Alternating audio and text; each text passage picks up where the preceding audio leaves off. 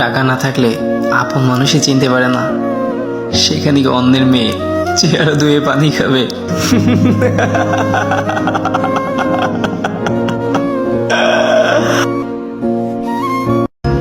হায় রে উপরওয়ালা, কি প্রেম দিলা। পাগলি ঘুমায় অন্যের খাটে, আর পাগল ঘুমায় রাস্তাঘাটে।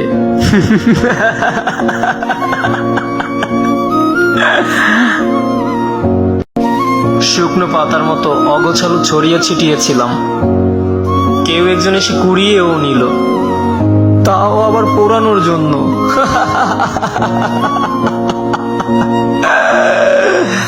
সারাটা দিন কত হাসি ঠাট্টায় দিন পার করে দেই। হাসতে ইচ্ছে না হলেও হাসি, কথা বলার ইচ্ছে না থাকলেও কথা বলি, কিন্তু দিন শেষে ওই বালিশটার কাছে ধরা খেয়ে যাই। বালিশটা বুঝতে পারে আমি কতটা ভালো আছি।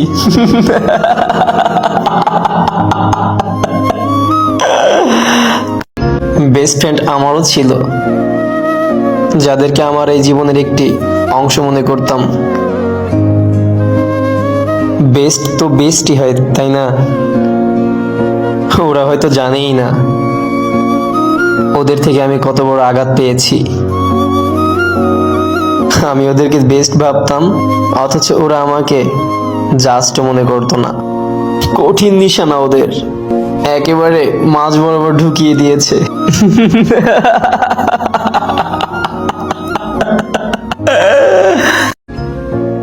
আমার শখের মানুষটি আজ অন্যের শখ মিটাতে ব্যস্ত থাকে, আর আমি তাকে নিয়ে ভেবে ভেবে নিঃসঙ্গ রাত পার করি।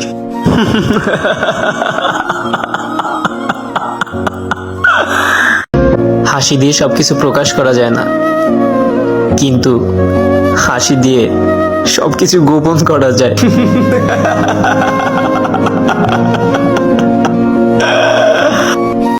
কি অদ্ভুত, তাই না?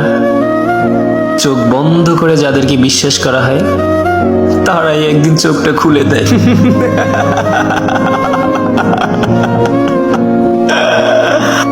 ভালোবাসা হচ্ছে বেসরকারি চাকরির মতো, দায়িত্বশীলতায় জাস্ট একটু যদি কমতি হয়, আপনার জায়গায় অন্য কাউকে বসিয়ে দিবে।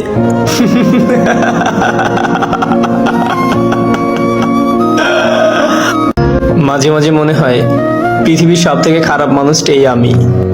প্রথমে সবার কাছে খুব প্রিয়, পরে সবাই দূরে ঠেলে দেয়।